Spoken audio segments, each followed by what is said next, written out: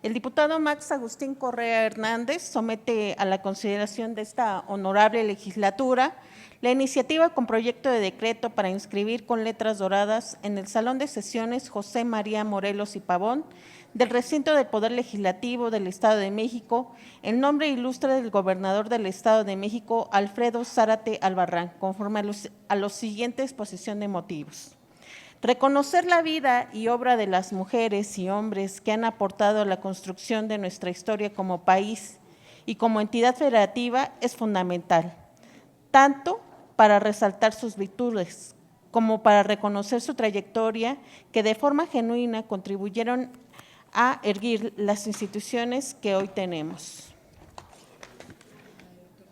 También, al reconocer la vida y obra de los personajes ilustres, es una forma que además de homenaje nos ubica en el tiempo y nos permite valorar el camino transitado y el que es necesario transitar.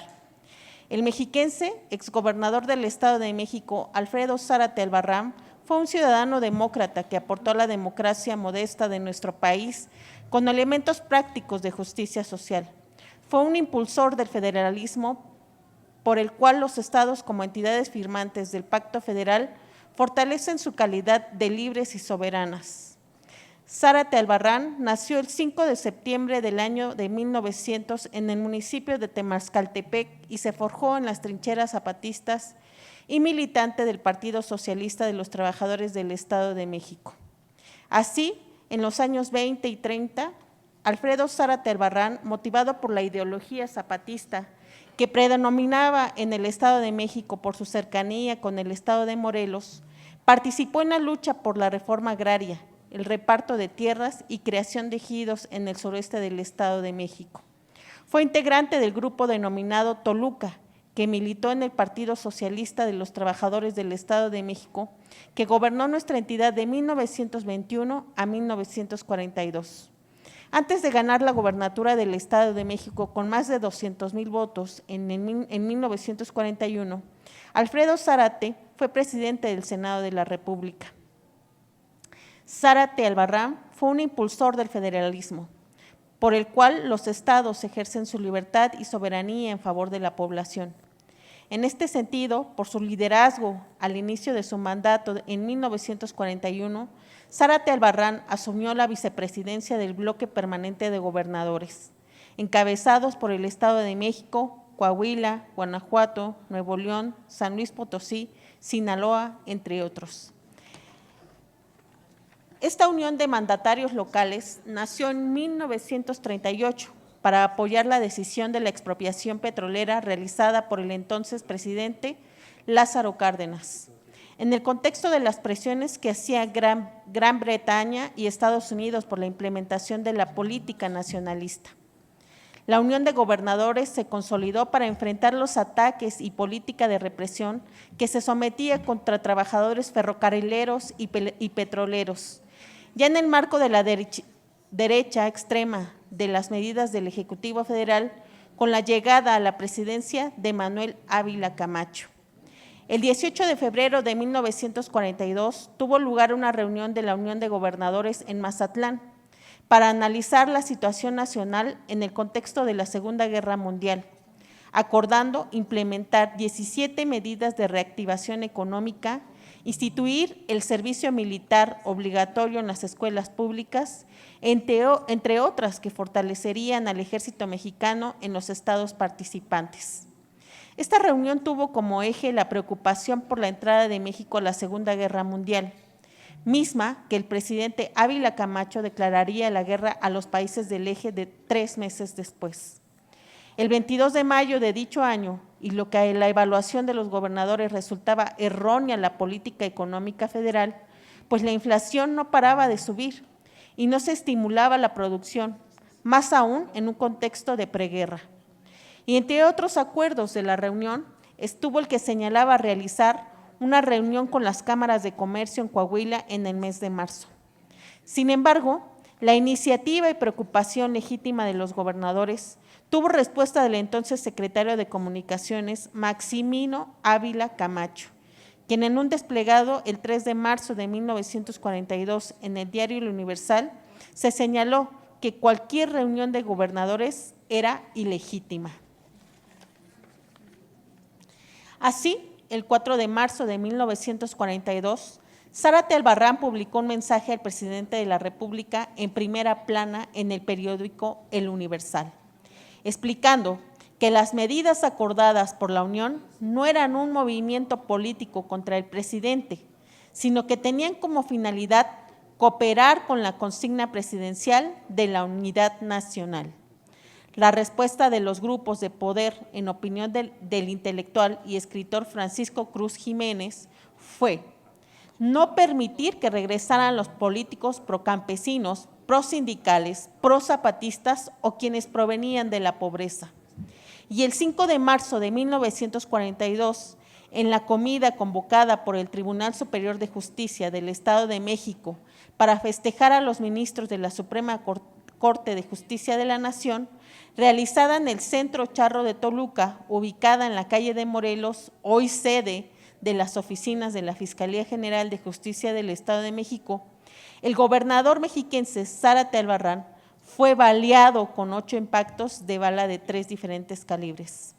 El delito fue cometido por el entonces diputado y presidente de la legislatura local, Fernando Ortiz Rubio, quien además era jefe de tránsito de Toluca. El entonces gobernador murió 3 días después. Ese crimen de Estado cambió la historia del Estado de México y constituyó el inicio de las formas corruptas de hacer política en nuestra entidad, en las que los apotegmas del mal gobierno han sido. La moral es un árbol de moras. Un político pobre es un pobre político. Haiga sido como haiga sido. Hagan lo que saben hacer, para bien o para mal. Queremos constancia de mayoría, no de buena conducta.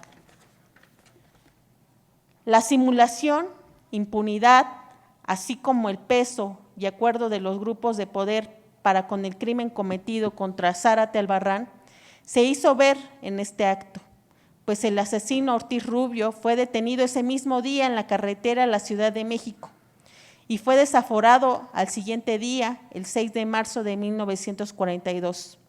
Pero el 1 de noviembre de 1944, el asesino obtuvo su libertad porque los ministros que habían asistido al banquete le otorgaron un amparo federal.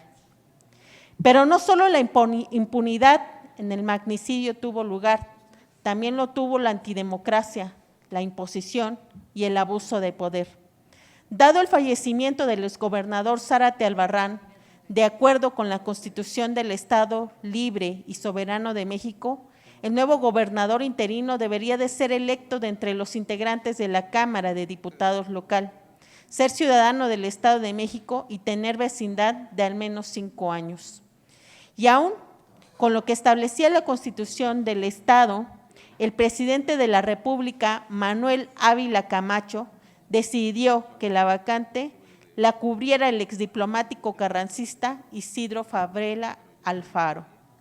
Y por lo tanto, contó con el visto bueno de los grupos de poder para ser impuesto como gobernador interino, a pesar de no cumplir con ninguno de los requisitos constitucionales para poder serlo, pues incluso el exdiplomático vivía en Cuernavaca, lo que a todas luces violentaba la Constitución de nuestro Estado.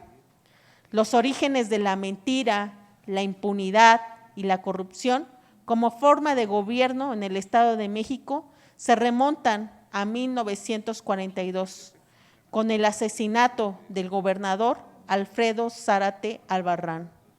La imposición de Fabela Alfaro como gobernador mediante sobornos a presidentes municipales y diputados locales, y por la conformación de un grupo político que trabajaría desde entonces para encubrirse y sostenerse en el gobierno estatal y en nuestra entidad. Es bueno recuperar la memoria histórica de nuestro Estado. Permitirá entender el grado de descomposición política y social que a nivel nacional padece nuestro país. Sirva de modesto homenaje el presente escrito al gobernador mexiquense brutalmente asesinado y olvidado. Dar crédito y honor al exgobernador Alfredo Zárate Albarrán es dar una nueva oportunidad para retomar el camino del diálogo, la democracia, el federalismo de la libertad y soberanía a nuestro Estado de México, y el destierro de las formas corruptas de hacer política en nuestro Estado de México. Espero que esta iniciativa encuentre el respaldo de todas nuestras compañeras y compañeros legisladores, pues es fundamental que desde aquí, desde uno de nuestros recintos más importantes en la toma de decisiones para nuestro Estado, hacer un ejercicio de reconstrucción del hecho histórico. Por lo antes expuesto, someto a esta legislatura el siguiente decreto en los términos que se indican en el proyecto que se adjunta. ¡Viva la democracia!